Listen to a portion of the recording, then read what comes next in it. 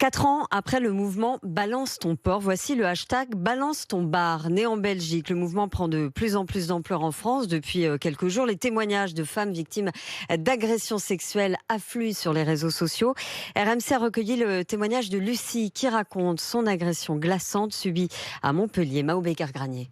Étudiante montpelliéraine de 22 ans, Lucie s'est fait agresser sexuellement il y a un mois par le videur d'un bar de nuit. Au tout début, on s'est simplement embrassé et je lui ai dit que moi, je ne voulais pas aller plus loin. Il a commencé à râler, à descendre ses mains sur mes fesses, à essayer de me toucher, tout ça. Je l'ai repoussé. Il a essayé de mettre sa main sous ma culotte plusieurs fois. Il m'a également touché les seins plusieurs fois. Et à chaque fois, je lui disais non. Et à chaque fois, il revenait. Ce soir-là, dit-elle, elle a réussi à s'en sortir. Mais son inquiétude, qu'il y ait de nouvelles victimes de ce videur, mais aussi d'autres hommes mal intentionnés dans les bars. La seule chose qui m'angoisse, c'est de me dire que il y a forcément des femmes, voire des jeunes filles en fait, qui vont être victimes de ce mec et qui ne pourront pas se défendre. Et c'est ça qui me fait peur en fait. Du côté des bars, pas l'envie d'être stigmatisé, mais la volonté de rendre la nuit plus sûre, notamment en formant les serveurs, comme l'explique Ludivine de Magnanville, gérante de 3 établissements à Bruxelles. C'est à nous de voir comment on peut aujourd'hui former nos équipes, former l'humain par rapport à ça. Si ça prend de l'ampleur, ça veut dire que ça doit être écouté. Certains bars proposent désormais des capuchons à verre pour éviter